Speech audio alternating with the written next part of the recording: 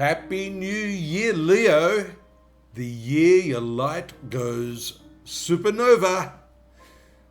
So Leo, if you've thought you'd seen your peak already, this year has some pretty important news for you.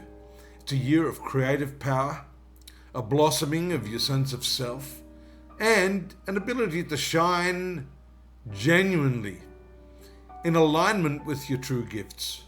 Completely revolutionized. Why? Because Jupiter's entering your sun sign mid-year, and eclipses also are going to land directly in Leo in August, with the south node, the karmic point, moving into your sign for that karmic reckoning. You're about to discover what it truly means to radiate from your center without needing any sort of approval. Into the depths. January to February, the year opens with the North Node transiting in the compassionate sign of Pisces, moving through your 8th house of shared resources, intimacy and transformation, while the South Node, all of that past karma, in Virgo, occupying your 2nd house of income, finances, what you value. Your soul's evolutionary path is very clear and a little uncomfortable. You've got to stop trying to control every resource. Stop measuring your worth by what you personally own or earn, and surrender to the transformative power of true intimacy and, believe it or not, shared vulnerability. It's okay to be vulnerable, Leo. The South Node in Virgo in your 2nd house indicates you're releasing attitudes about money, things you've held on to for a long time. You don't need to account for every dollar, and this has been causing you stress. The North Node in Pisces calls you to a deeper merger towards trusting others with your resources. So this is also about delegation, financial delegation. Jupiter continues moving through Cancer, and your 12th house of spirituality and preparation is really powered up by Jupiter's presence here. It's a spiritual preparation. You're in the cosmic womb, processing, releasing, preparing for something that's significant. That's coming. Right now too, because this 12th house has to do with dreams, your dreaming is vivid, your intuition is sharp, and you should trust that. There's a whole lot of work going on, behind the scenes. No one's going to see that easily, but these are the final months of a preparation cycle that began around June 2025. So it's important for you to use this energy wisely. Meditate. It's a good idea to keep a journal and clear any of that emotional debris. You're being readied for a new emergence. In January 2026, Neptune enters Aries, and this is the start of a 14-year chapter. This is the 9th house of philosophy, higher learning, and travels. There can be some confusion surrounding these aspects of your life because Neptune sometimes blurs the edges. It's time for you to dive into some philosophical studies, or perhaps you've got some questions about your traditional belief systems at this time. Saturn's going to follow suit into Aries on February 13, and that's going to allow you to structure these ideas a lot more easily. It's not going to be so dispersed. You're building the educational, philosophical and spiritual foundation that's going to support you for years to come. Now, this is also the house of higher learning, so you may go back to school, do something meaningful in an intellectual capacity, so that you develop mastery. The Saturn-Neptune conjunction on February 20 brings you to a philosophical crossroads. Whatever you commit to now regarding these beliefs and your education is going to reveal something to you, and that's going to have an impact on the rest of your life. It's about finding meaning, both mystical and practical. March to May is about resource release and revolutionary friendships. There's a total lunar eclipse in Virgo on March 3rd, and this eclipse falls in your finance house as well, bringing what you'd call a culmination to financial matters. There can be a full stop finally at the end of some economic issue in your life. Something will reach completion, and this is going to be a result of you sharing your creative gifts. Some of those gifts you've been undervaluing for a while. This eclipse will release the belief that your worth can actually be quantified. It can be brought out into the material world, and earnings are the result of that manifestation. Jupiter is going to continue working in your 12th house throughout the spring. By now you've realized that this year requires both expansion and retreat, visibility and solitude, performance, and some additional preparation. The spring equinox on March 20 finds you energized but reflective, and on April 25th, Uranus enters Gemini.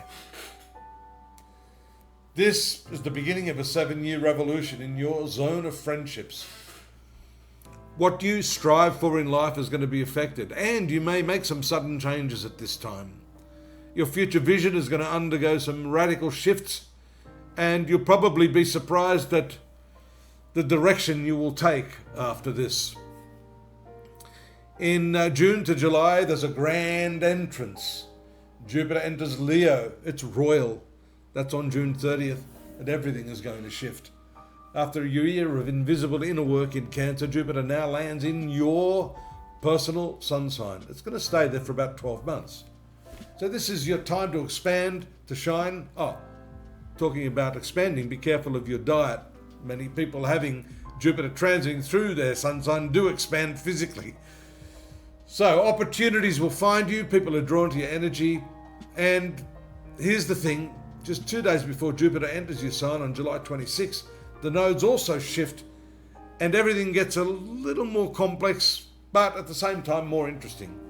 North Node enters Aquarius in your 7th house of relationships. South Node enters Leo, your sun sign. This is a pretty big transit for you. So now is the start of an 18-month cycle where your soul's growth happens through partnership and collaboration. You've got the ability to shine with others rather than trying to dominate them. Be careful of that. Let others shine as well. Jupiter's in your sun sign with the South Node.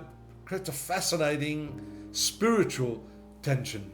You can expand and grow, but there may be some inner resistance to that.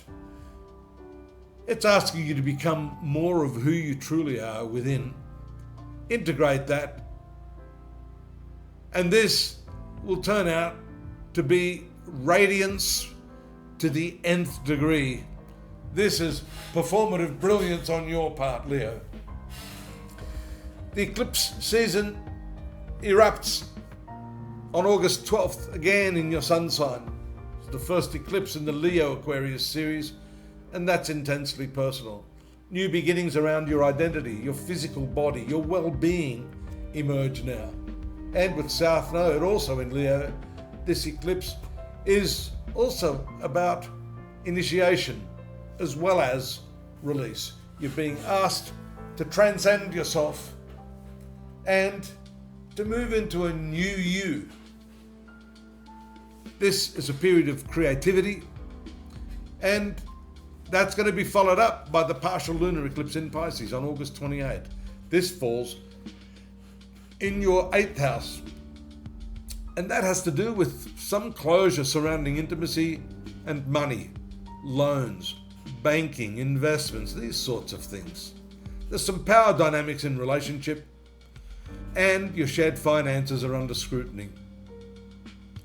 Throughout December, from September to December, integration and partnership. Jupiter in your sign continues amplifying your creative expression.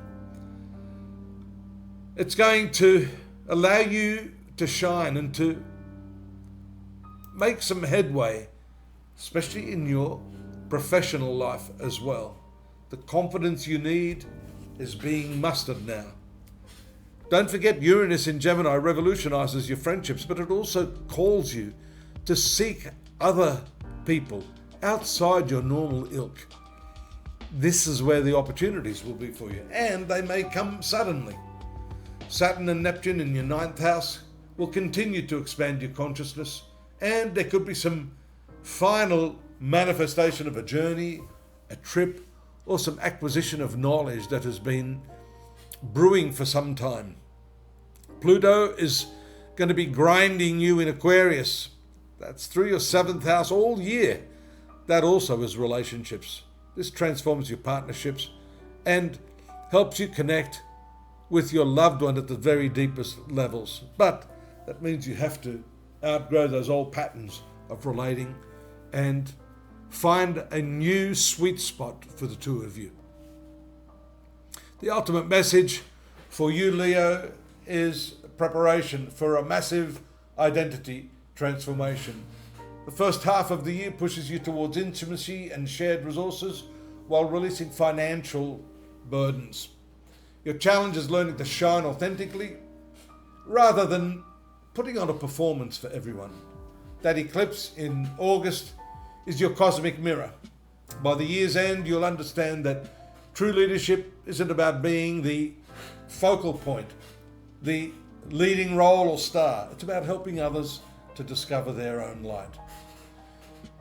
You're not performing life anymore. This is about living it fully, boldly, and according to your own laws. And that's when you'll become truly magnetic. You don't need to shine for the sake of others. You know, a beautiful, fragrant flower on the side of a tall mountain doesn't emit its fragrance because someone's coming along to smell it. Good luck with 2026. Look forward to your company in the coming months. Take care now. Bye-bye.